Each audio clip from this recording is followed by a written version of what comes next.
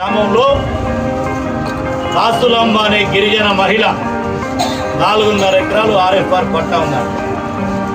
ఆమెకు డబ్బులు లేక పేద కుటుంబం కాబట్టి 2.5 ఎకరాలనే వ్యవసాయం చేస్తారు. పత్తి కాయలు చేతికి వచ్చిన కాయలను ఫారెస్ట్ అధికారులు ఆర్ఎఫ్ఆర్ పట్టా ఉన్న భూమిలో పీకేశారు. దాంతోపాటు మన జిల్లాలో ఒక 15 చోట్ల పత్తి పంటలు ఇతర పంటలు మోసం చేయడం ప్రారంభించారు. భారత కమ్యూనిస్ట్ పార్టీగా ప్రభుత్వాన్ని ఫారెస్ట్ అధికార యంత్రాంగాన్ని ఇవాళ మేము కోరుతాం. ఈ జిల్లాలో మాట్లాడగలం. ఈ జిల్లాలో పోడు భూముల కోసం అనేక పోరాటాలు చేశాం. భూమి లేని గిరిజనులకు గిరిజనేతర పేదలకు కమ్యూనిస్ట్ పార్టీ సిపిఐ అండగా నిలబడి మన జిల్లాలో 2,41,000 ఎకరాలకు పట్టాలి. అనేక పోరాటాల తర్వాత కానీ దౌర్జన్యంగా పత్తి కాయలు వచ్చినటువంటి పత్తిని తీసేస్తూ ఉంటే, భయభ్రాంతులకు గురి చేస్తూ ఉంటే, గిరిజనేతర పేదలు ఎస్సీలు బీసీలు చేతిలో 30 ఇస్తున్నా మేము లాక్కుంటామంటా ఉంటే, మిగిలిన వారికి పట్టాలి ఏమని చెప్తా ఉంటే భయభ్రాంతులైనటువంటి గిరిజనులు పేదలు ఇవాళ భయాందోళనతో ఉన్నారు. సిపిఐ వాళ్ళకు ధైర్యం ఇవ్వడానికి అది కార్యక్రమం పెట్టాం. ఇవాళ ఫారెస్ట్ అధికారులకు ఐటీడీఏ పిఓ ముందు ధర్నాలు అడుగుతా ఉన్నాం. మేము ప్రశాంతమైన కార్యక్రమం ఉన్నాం. మీకు మాకు మధ్య ఆనాడు మాటలు జరిగినాయి. నాడు మంత్రి, జిల్లా కలెక్టర్ గారు, డిఎఫ్ఓలు, పోలీస్ గారు అందరి సమక్షంలో 2023లో ఏదైతే దరఖాస్తు చేసుకున్నారో పట్టా వచ్చినా రాకపోయినా దరఖాస్తు చేసుకున్న భూమి దగ్గరికి మేము రాము. కొత్తది మీరు నడుపుతున్నారు. మరి వాళ్ళు ఎందుకు వస్తున్నారు పాత భూముల జోలికి? అందుకే ఇవాళ మళ్ళీ ఈ కార్యక్రమం ఇస్తుంది. ఇది ప్రారంభం మాత్రమే. ఈ కార్యక్రమం ద్వారా తక్షణం జిల్లాలో దాడులు ఆపండి. నిన్న మేము ఒక రైజర్ గారితో మాట్లాడాం. కొత్తగా కొట్టారండి నేను అంటే మేము కూడా చూపించండి, మాకు కొత్తగా కొడితే మేము కూడా మీకు సహకరిస్తాం, కానీ పాత దాడి జోలికి పోతాం. అందుకని ఇవాళ ఈ 90,000 ఎకరాలు ఎక్కడైతే పెండింగ్ ఉందో ఆ పెండింగ్ ఉన్నటువంటి భూమి పట్టాలు ఇవ్వండి. ప్రధానమైన డిమాండ్ అది. రెండవది, గిరిజన గ్రామాలకు కరెంటు పెట్టుకుంటామంటే 11 నుంచి హనుమంతరావు వచ్చింది. ఇచ్చనపల్లి గ్రామంలో ఇవాళ మనకి సీతారామ ప్రాజెక్టు భద్రాచలానికి లేదు, దుమ్ముగూడానికి లేదు, చర్లకు లేదు, మురుగంపాడికి కొద్దిగే, అశ్వాపురం కొద్దివే, మణుగూరు అస్సలు లేదు, ఆళ్ళప్పలు లేదు, గుండాలు లేదు, ఇల్లందు లేదు, టేకులపల్లి లేదు, పాలం చరకుర. గోదావరి మన తలాపునుంది, మనకు నీళ్ళు రా. కానీ నీ ప్రాజెక్టు కావాలని పోరాడుతున్నాం. సీతారామ నీళ్ళు కావాలంటున్నాం. అప్పుడు దాకా మేము ఒక బోర్ వేసుకుంటాం. ఆ బోరుకి మోటార్ పెట్టుకుంటాం, పంట పండించుకుంటామంటే మిట్ట అడవిలో కాదు, ఊరి కానుకున్న గ్రామాలకు కూడా కరెంటు మేము పెట్టుకుంటాం. పైన గవర్నమెంట్ ఏంటి, మీకు కరెంటు ఐటీడీ ద్వారా మీకు ఇస్తున్నాం. మనం పోలు శాంక్షన్ చేయించినాం, గవర్నమెంట్ స్కీమ్ పర్మిషన్ ఇయ్యం.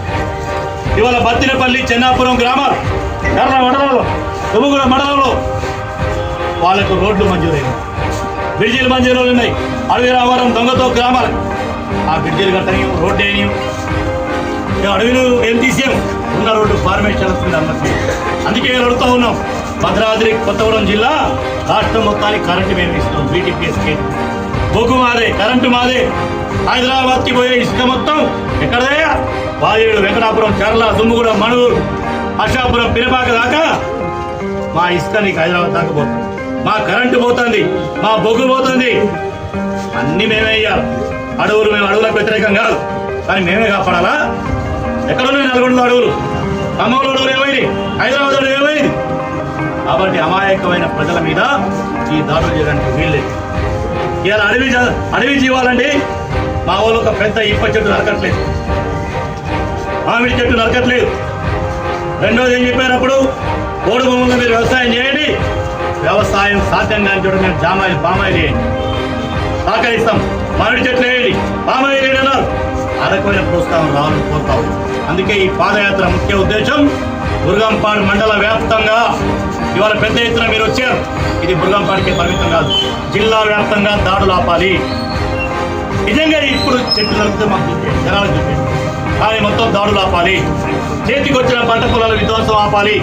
పట్టాలు మొత్తం ఇవ్వాలి.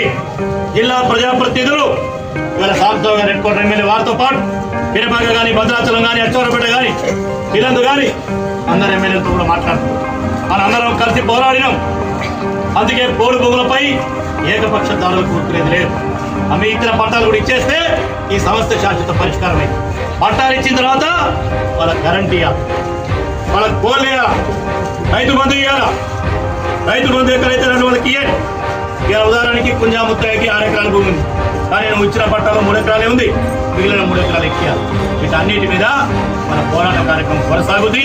ప్రభుత్వంతో మన రాష్ట్ర కార్యదర్శి ఎమ్మెల్యే గారు ఈ కొద్ది రోజుల్లో అటవీ శాఖ మంత్రి ఉన్న సురేఖ గారితో ముఖ్యమంత్రి దృష్టి కూడా ఈ సమస్య తీసుకెళ్తాం.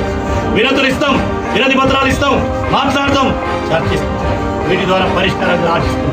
లేనప్పుడు జనం పక్షాన ఎర్ర జెండా, సిపిఐ జెండా. అన్యాయం ఎక్కడుంటే నోరు లేని ప్రజలకు ఈ జెండా నోరుగా నిలబడుతుంది తప్ప ఇది ఎనక్కిపోయే జెండా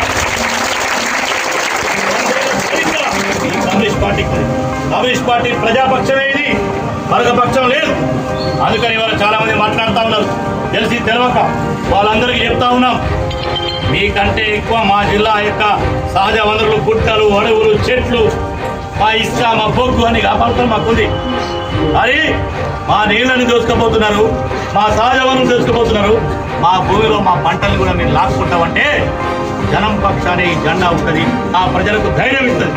అందుకే ఇవాళ సిపిఐ పార్టీగా ఈ జిల్లాలో ఉన్నటువంటి గిరిజన ప్రజలకు, వలస ఆదివాసీలకు, గిరిజనేతర ప్రజలకు ఐటీడీఏ కేంద్రం భద్రాచలం నుంచి పిలుపునిస్తా ఉన్నాం. ఎక్కడ అన్యాయం జరిగినా అక్కడ సిపిఐ నాయకత్వం వస్తుంది, మీకు అండగా నిలబడుతుంది, మీకు న్యాయం జరిగేదాకా పోరాడుతుందని తెలియదు. మీద రామవరం రేంజ్ కార్యాలయం ముందు కూడా ధర్నా సాగుతాం. నేను ఒక్కడిని అక్కడికి పోవాలి. మన నాయకత్వం, రాష్ట్ర కార్యవర్గ సభ్యులు, జిల్లా